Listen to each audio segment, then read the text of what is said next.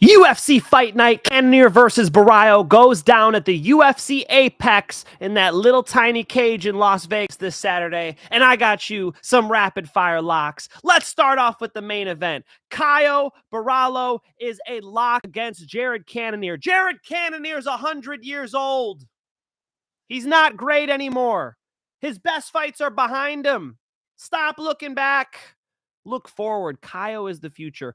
Caio's jiu-jitsu's nasty, and even if he doesn't get a chance to use it, the reason why I picked Imavov over Cannonier is because of the bounce. I think Caio is going to outstrike him on the feet, sub him on the ground. Tabatha Ricci's a lock over Angela Hill. I know people want to pick Angela Hill, but she's also 40, and it's a fade the 40s card. I think Tabatha Ricci gets these takedowns. Michael Morales is a lock. Look, Michael Morales should be able to beat up a Neil Magny. How am I going to pick against all the old folks? I just realized I'm doing that. I just realized that right now. Sorry, old folks. Give me, yeah. Ryan Loder's a lock. Ryan Loder's a lock because of the wrestling. And the way he gets to these takedowns is just different. I'll break that one down in a minute for you. Ryan Loder's a lock. And then give me Zach Reece over Jose Medina. I think Zach Reece is a lock because of the striking. I think he'll be able to tee off on a Medina. Rapid fire lock: Zach Reece, Ryan Loder, Michael Morales, Tabatha Ricci, and Caio Borralho. But that ain't it, folks, because I personally am betting on not one, but two dogs on this card that I like a lot. I like two dogs a lot on this card. And if you look up and down the card, the odds are not bad on a few of them. Let me just point out a ridiculous one for you folks right here, okay? Minus 1,000 for Kong Wang over Leonardo. Look, my co-host on Moneyline, AJ, said he's Wang Gang. Gay! But whatever. You could be Wang Gang if you want to, be a ganged up with the Wangs. I don't understand. But Leonardo is a UFC veteran. She's fought the who's who in her division. I mean, let's look at Leonardo's competition. I know her record's 9-5. Kai Kara-France had 11 fucking losses. He got it done. You just going to tell me records mean everything? Her losses are to Natalia Silva, Melissa Gatto, Manon Farrow, Erin Blanchfield, and Miranda Maverick. Bro, Wang's never fought nothing like that, okay? Nothing like that. It's an interesting one. Wang is the pick, don't get me wrong, but when we talk about betting, Leonardo's interesting there, all right? And that's not even one of the two dogs I'm talking about. All right. Should we break down this card first? I feel like it. Let's go. Zach Reece over Jose Medina. Medina is tough, but his only shot in this fight is ground and pound. He has to hit takedowns, which will be tough. And then he has to work ground and pound, which will be tough as well because Zach Reece has much better jiu-jitsu than him. So I try to break fighting down into three different aspects. There's the striking, there's the wrestling, deciding where the fight takes place. Then there's the actual grappling on the floor. Actual grappling on the floor, I'm going to give Lean Reece. The ground and pound is live. It's a little closer there. On the feet, it's not so close. Zach Reece should be able to blow him out of the water. Potential knockout. I'll look at what the official pick is. I drop my bets every Friday, as you folks know. Telegram link will be in the description and on my channel description. And jump in there if you want to. I think that Zach Reece gets this thing done. Borshchev and Lontop's interesting, right? Buzukja and Silva's interesting. Shahbazyan and Meerschaert's interesting. I love these fights. Let's talk Michael Morales and Neil Magny since I locked Michael Morales. Michael Morales is not only a wrestling champion, he is also a Muay Thai champion. He's got a really, really explosive game. He's a finisher. I think, 70% of his wins are by knockout, something like this. I know he's gone to decisions in his last two fights, but this could be a moment where he could shine here and finish a aging Neil Magny. Got love for Neil. I've done commentary with Neil for Hoosier Fight Club. Neil's the guy. Neil's my dude. But we got to pick with our head, and I'm thinking that Michael Morales can get him out of there. Michael Morales has a real future with the UFC, only 25 years old. Lot of runway ahead of him, and this could be a big, passing of the. I mean, this is kind of, Neil Magny, like total gatekeeper, right? Especially at this point in his career, and that's after he finished that Canadian Mike Malott. After he finished Mike Malott, I mean, which is an impressive win on paper, right? But I think that Michael Morales is much more dangerous than Mike Malott. So give me Morales, and I think he's going to finish the fight. We'll look on betting on that one. Tabatha Ricci. Tabatha Ricci should be able to hit these takedowns on Angela Hill. Jandaroba did it. Look, I'm aware that Tabatha Ricci is not the greatest wrestler in the UFC. She's not the best striker. And I'm aware that Angela Hill has been looking good later in her career, right? But it's always a matter of when, not if. It's a father time gets everyone. And in this case, I think this will be the first fight that you start seeing an aging Angela Hill. She is a legit 40. And the odds are really close, even odds. I got Baby Shark. Baby Shark, do, take her down, do, don't strike with her, do, and she's got the decision. Tabatha Ricci decision. Caio Borralho. Caio is very good. Caio's got that like light on your feet, balls of your feet style where he's bouncing in and out. And as I alluded to, that's exactly why I picked Imavov over Cannonier. Cannonier's too flat-footed, and my buddy AJ said he was fast. Not that fast. He's not that fast. He's not that fast. I think Tabatha Ricci is going... Jesus Christ. I'm still on the Tabatha Ricci fight.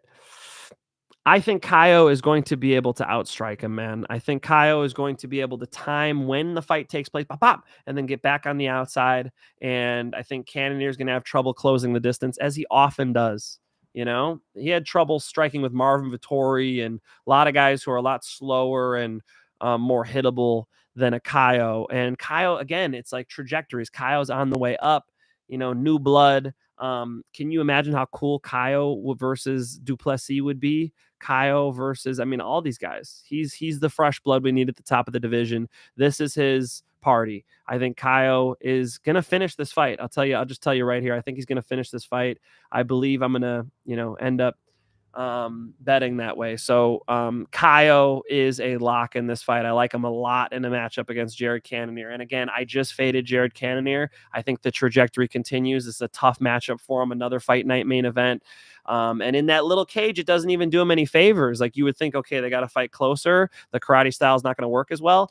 Caio's way better at jiu-jitsu. Caio was front row at CJI watching Gabby Garcia and Craig Jones, whatever the fuck that was. Craig should have just fought in those Speedos. I don't know why he put on the pink shorts. It's all a party, right? I think Caio's jiu-jitsu is very high level, and you couple that with the striking advantage, Caio should be able to dominate this fight. So those are my 5 most confident picks. Now, there's always somebody in the comments who go, hey, what about the odds? And the odds are actually decent on some of these. Guys, my bets are going to be later in the week, okay? These are the most confident picks. I'm not looking at the odds right now. I don't care what the odds are. Don't tell me what the odds are. I am picking based on my most confident pick. The odds are going to affect my bets. So I might end up picking under-overs. I might end up picking specifics. You guys will see that in my bets. I always give some free bets out on the free channel. Click the Telegram, jump in the free channel. If you want to get my most confident bets, let's say, my actual bets, I post them in my premium channel. If you want to get in there, it's at Mike Finch Show. Just DM my Instagram, or I actually have a number you could text, and I dropped it in the free channel as well. You could just check it. It's right there. All right. So I hope to see you in the free channel. Hey, guess what I dropped in the free channel this past week? I gave out Jarzinho Rosenstruik plus 800 decision. We fucking got it. And I asked everybody who had the nuts to bet on it. Let's see how many folks had the cojones, the fucking balls to bet. 28 people said they had the balls to bet on Rosenstruik decision. Badass. Glad all you made money. Bet $100, win $800. We love it. So Rosenstruik came through for me. Honestly, saved me because we should have gone 3-2.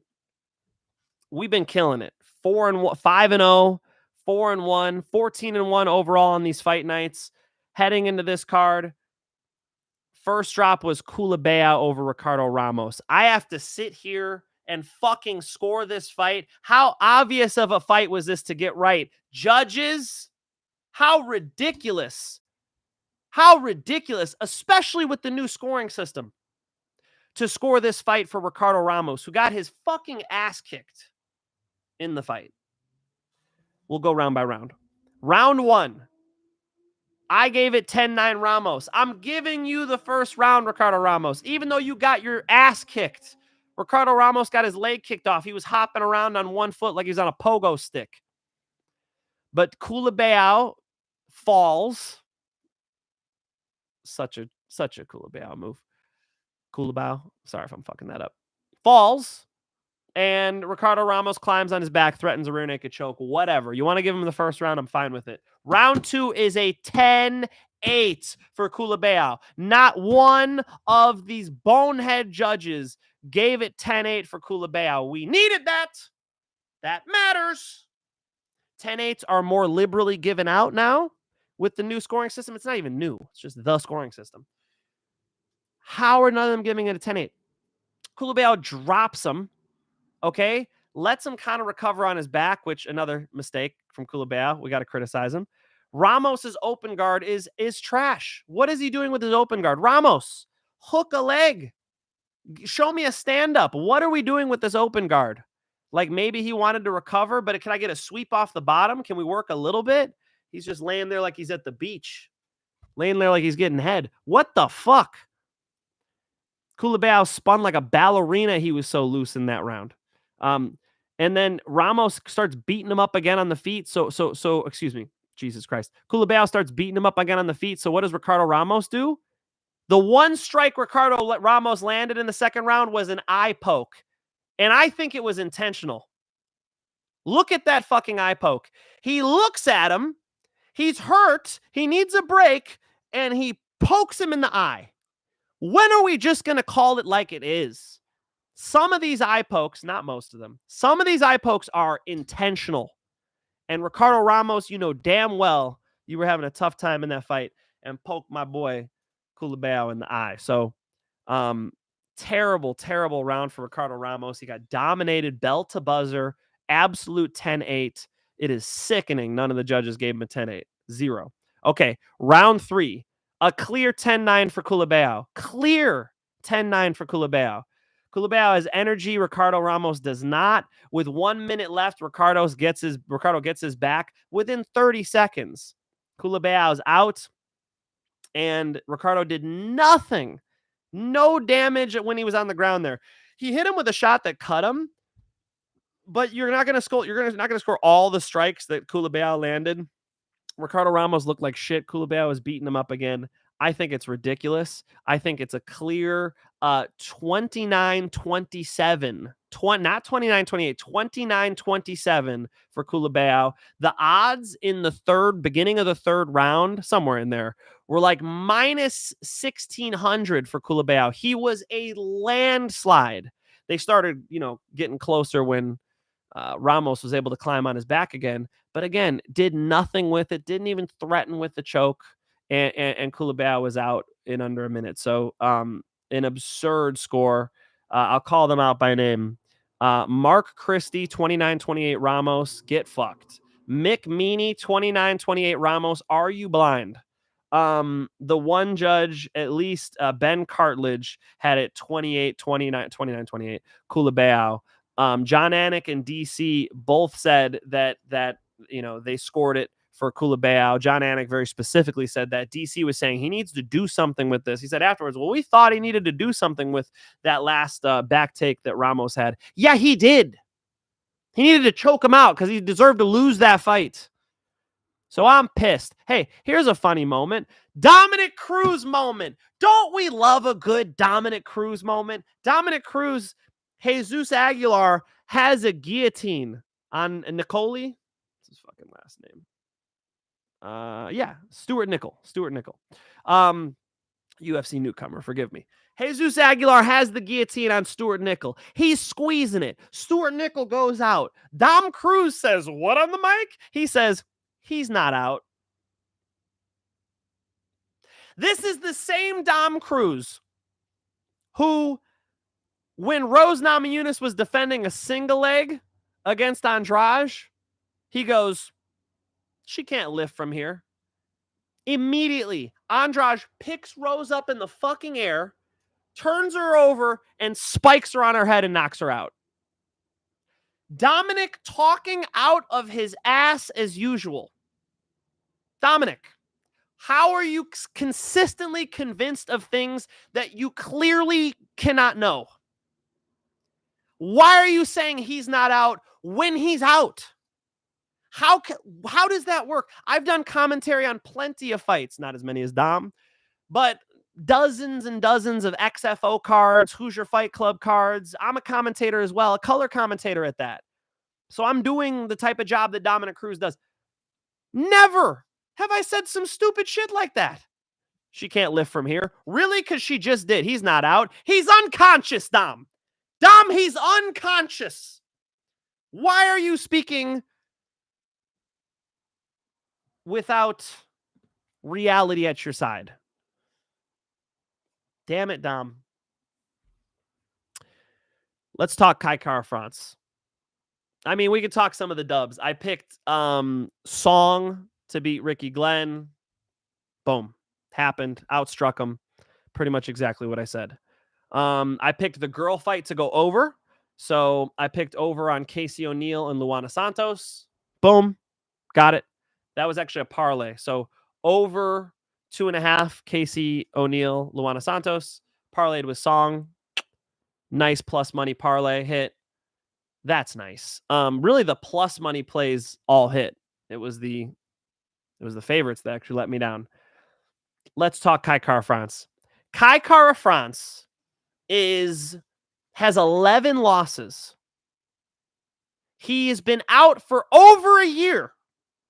He comes back against the top contender and knocks him out in the first round. I mean, respect, right? Respect to Kai Kara-France. I mean, even when they were walking out, I'm like, Kai Kara-France's only weapon, I told you guys this, his only weapon is the big right hand. That's what he's got. He's got good takedown defense. He's got a big right hand.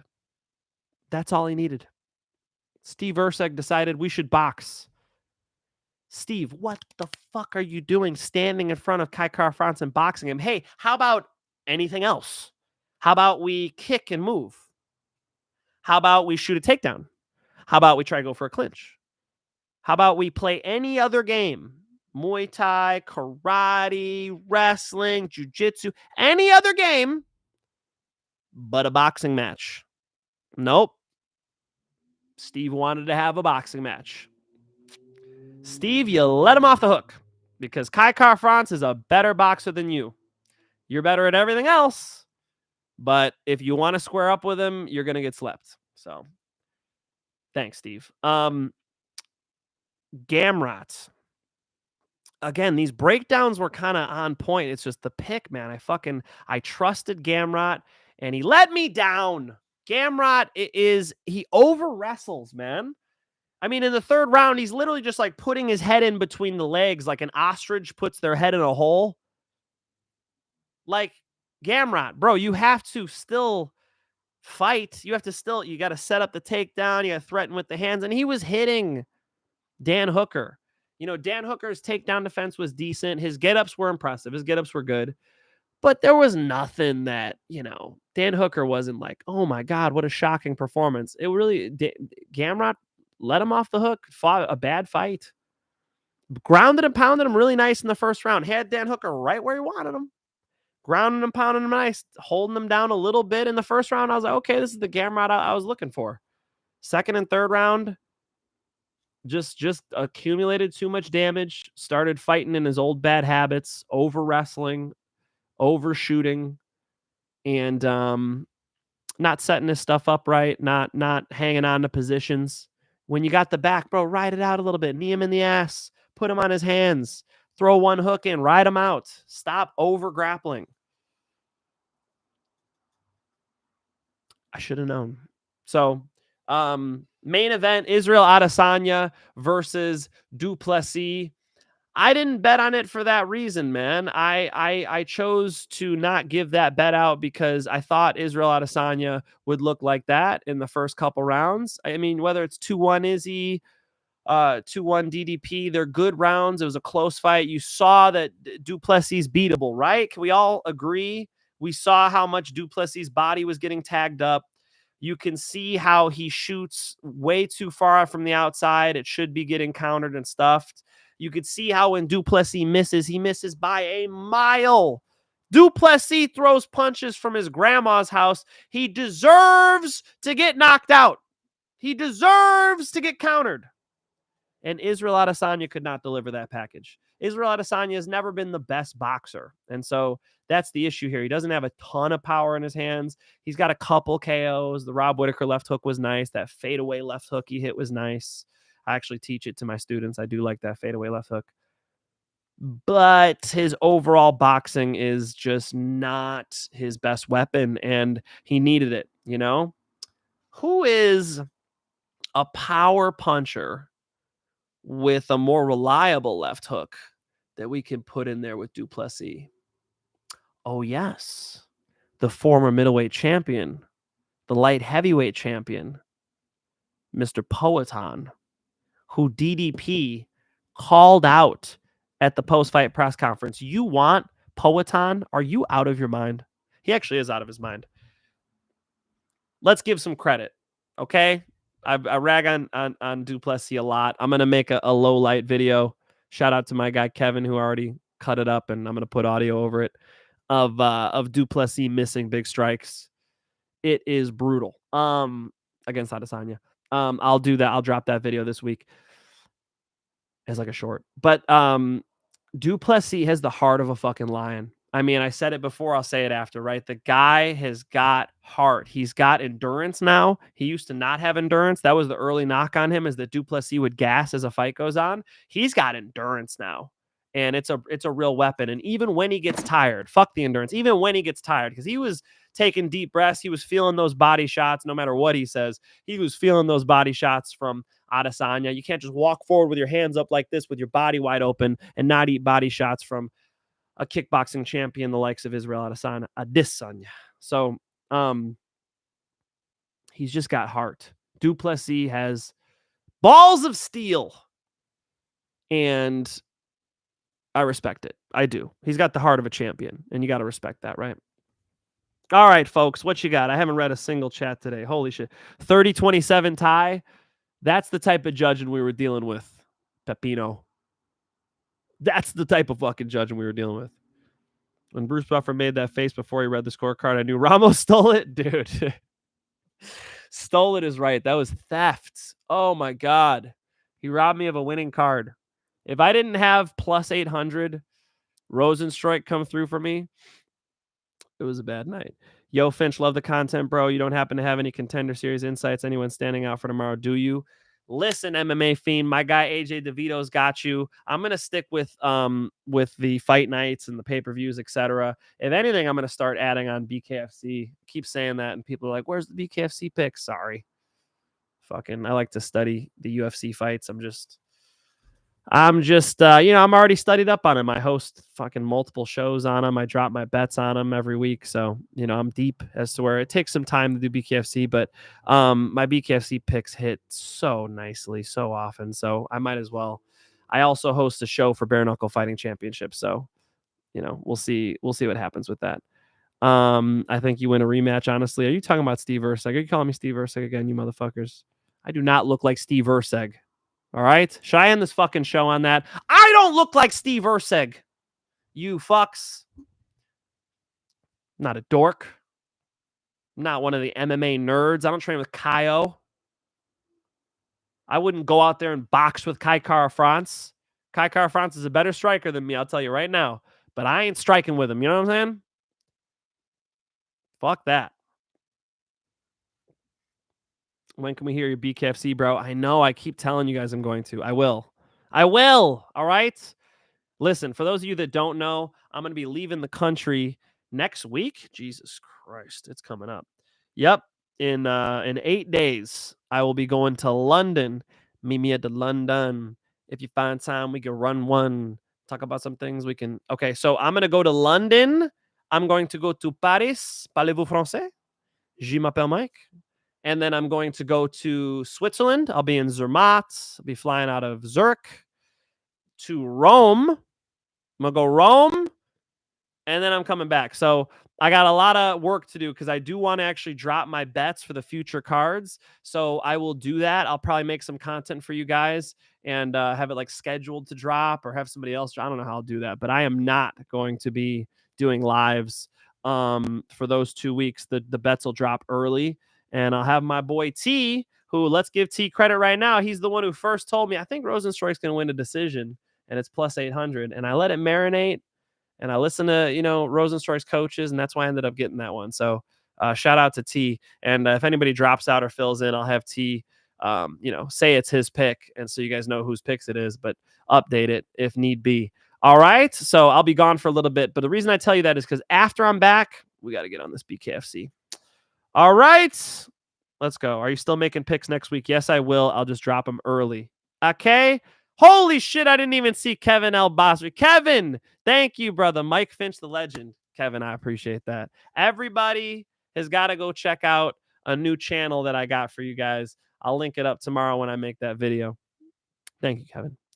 Starting the Dono train, LFG. Let's fucking go, Dylan. You did start off the Dono train. Thank you so much. Dylan Summers, always showing love, and it should come right back to you, Dylan. Let's fucking eat this week, Dylan. Dylan Summers and Kevin L. Bosry with the donos. I greatly fucking appreciate that. You guys are awesome. Let's fucking eat. 14-1 on fight nights in my picks channel, my premium picks channel. Let's fucking keep it going, all right? If I got to be the fight night king, it is what it is, okay? We'll keep the ball rolling, guys. We're bouncing back nice this week. I appreciate you guys being here. Bet responsibly. Behave yourself. Don't fucking judge fights like those refs, those judges I just read off to you. Fucking do it right. Don't judge fights like my guy MMA Jesus. Shout out to him. Get your fucking picks right. I saw he gave some crazy ones this week too. Holy shit, MMA Jesus. I follow him on Instagram. There's a big shout for MMA Jesus. And shout out to my guy AJ DeVito. If you guys want to go see Dana White's Contender Series picks, check him out as well. Folks, I'm going to drop a low light video of Du Plessis missing strikes. Come shit on Du Plessis with me. Until next time, it's peace and love.